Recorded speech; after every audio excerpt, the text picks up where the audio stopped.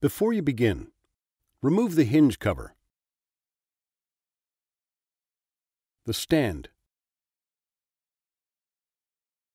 the speaker cover, and partially separate the rear cover and LCD panel assemblies.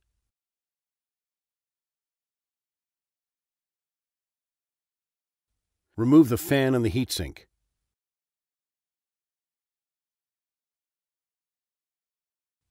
Removal. Detach the 4 Phillips No. 2 screws that secure the GPU to the motherboard shielding.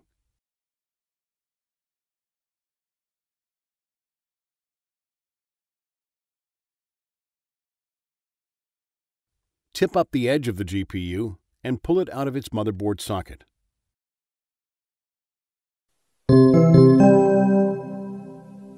Replacement.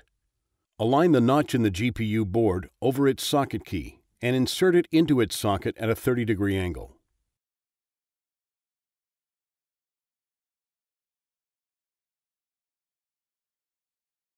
Press down the edge of the GPU board and secure it to the motherboard shielding with its 4 Phillips No. 2 screws.